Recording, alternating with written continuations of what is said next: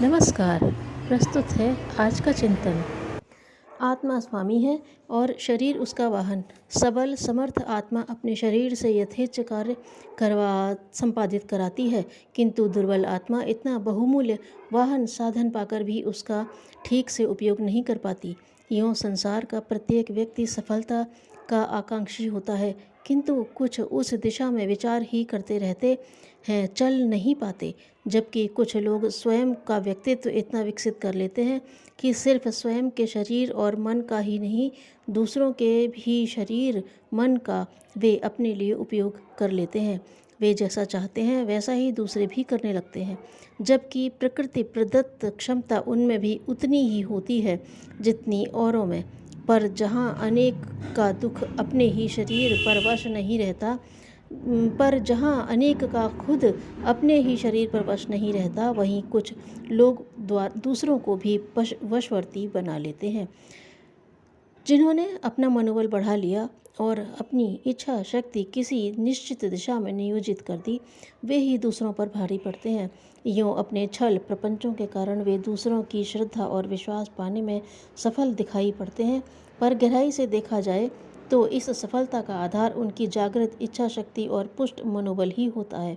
इन्हीं के सहारे उनमें ऐसा अदम्य आत्मविश्वास दृढ़ रहता है कि वे दूसरों को अपनी अनुकूल दिशा में हाँक ले जाते हैं। दूसरी ओर जो लोग उनके प्रभाव में आकर कठपुतली की तरह उनकी इच्छा अनुसार नाचते हैं, उनमें मनोबल की कमी होती है। इच्छा शक्ति की दुर्बलता और अस्पष्टता ऐसे लोगों को कभी इधर चल पड़ने और कभी उधर दौड़ने लगने की भटकन में डाले रहती है। सम्मोहन वेद दूसरों की इच्छा शक्ति की इसी दुर्बलता का लाभ उठाकर उनके चेतन मन को पीछे धकेल कर अर्ध मूर्छित दशा में पहुंचा देते और अचेतन मन पर हावी होकर उससे अपने निर्देशों का पालन कराते हैं। सम्मोहनविद अपनी इच्छा शक्ति की पुष्टता का और दूसरों की इच्छा शक्ति की दुर्बलता का उपयोग करते हैं। ये उपयोग भली और बुरी दोनों दिशाओं में किए जा सकते हैं। सम्मोहन द्वारा रोग निवारण और दोषों का निराकरण भी संभव है और ऊंचे प्रयोजन भी साधे जा सकते हैं। धर्मतंत्र तथा राजनीति में भी अच्छे बुरे दोनों ही प्रकार के क्रियाकलाप इसी प्रक्रिया से संपन्न होते हैं। बुद्ध और गांधी जैसे लोग दूसरों पर अपने आत्मबल तथा अपनी प्रचंड इच्छा शक्ति से प्रभाव डालकर ऊर्ध्व दिशा में बढ़ने को प्रोत्साहित करते हैं। श्रेष्ठ आचरण उदात्त भावनाएं अपनाने की प्रेरणा देते हैं।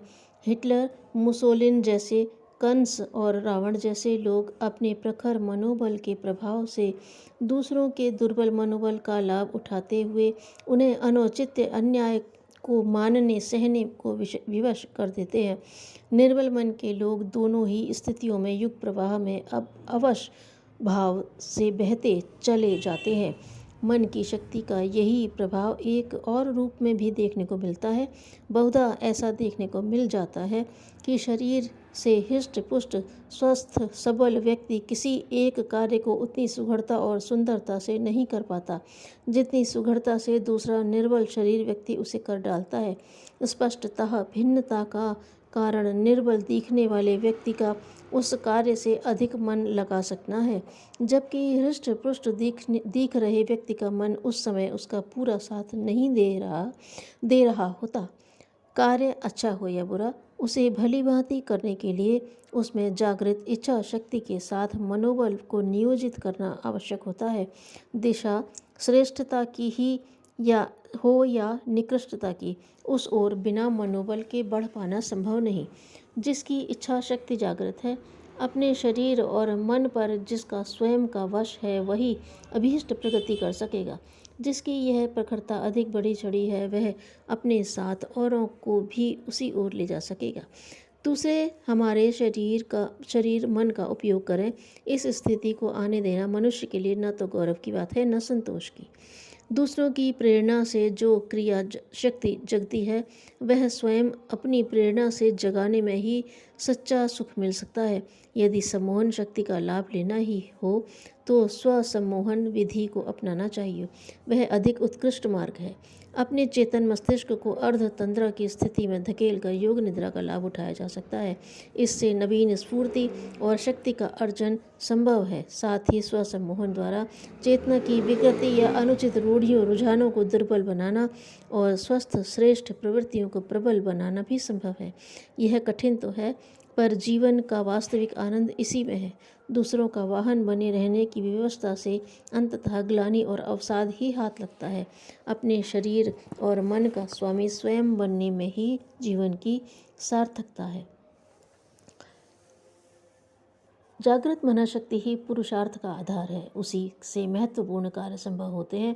जो इस मनःशक्ति का सदुपयोग करते हैं वे स्वयं भी प्रसन्नता, संतोष, शांति और आनंद का लाभ प्राप्त करते हैं। दूसरों को भी ये लाभ प्राप्त करने में सहयोग दे सकने में समर्थ होते हैं। जो दुरुपयोग करते हैं वे भी तत्कालिक इच्छाएं पूरी करने में तो समर्थ होते ही हैं, किंतु उन्हें अंततः प्रेतात्माओं जैसी उद्विग्न दशा में घूमना भटकना पड़ता है। किंतु जिन्होंने अपने मनोबल को दबा रहने दिया, उठाया बढ़ाया नहीं, वे तो दूसरों के इशारों पर नाचते फिरने वाली कठपुतलियाँ ही बन जाते हैं। अपने ही मन शरीर पर अपना ही नियंत्रण न हो, इससे बढ़कर लज्जा की क्या बात होगी। आवश्यकता मनःशक्ति को जागृत विकसित करने तथा उसे श्रेष्ठ दिशाओं में नियोजित करने की है, ताकि न तो पराधीनता की ग्लानिप्रद स्थिति सामने आए और न ही अशांति, उद्विग्नता, विक्षोभ से कष्ट उठाना पड़े। मनोबल बढ़ा चढ़ा हो और उसकी दिशा उत्कृष्ट हो, तभी इस शरीर को आत्मा का वाहन सच्चे अर्थों में बनाया जा सकता है। जीवन की सार्थकता इसी में है। युद्ध के मोर्चे पर नियुक्त एक सैनिक ने सोचा, यह भी कोई जिंदगी है। हर समय रक्तपात और बंदूकों की धाएं धाएं। बस वह सेना से भागकर गांव आ गया। वहां उसने खेती करनी शुरू कर दी। यहाँ भी हजार संकट। समय पर बीज और खाद की व्यवस्था न हो पाती। फसल पककर तैयार होती तो गांव के महाजन अपना पैसा वसूलने खलिहान में ही आ जाते। न रात को चैन, न दिन को आराम। हर समय झंझट ही झंझट। कभी जंगली पशु से बचाव के लिए रात भर घर से बाहर रहना पड़ता और कभी हरी भरी फसल से ओले पाले से हानि पहुँचती तो वह भाग्य को कोसने लगता। उसे खेती की झंझट बिल्कुल पसंद न आई। गांव का जीवन नीरस लगा तो शहर में आकर एक मकान किराए पर लिया। एक कारखाने में नौकरी की। 8 घंटे कड़ी मेहनत के बाद थक कर चूर हो जाता। महीने की बंधी रकम से गुजारा करना पड़ता। कुछ समय बाद उसका मन डगमगाने लगा। शहरी जीवन में भी उसे कोई आकर्षण नहीं दिखा। एक दिन उसने सपने में सुनाई दिया, जीवन भर भागते वाले व्यक्ति को कभी सुख नहीं मिल सकता। ऐसे व्यक्ति अपना जीवन ही नष्ट कर लेते हैं।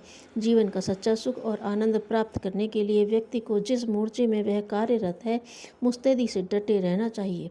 सैनिक की आंखें खुल गईं और उसे जीवन की दिशा प्राप्त हो गई। धन्यवाद।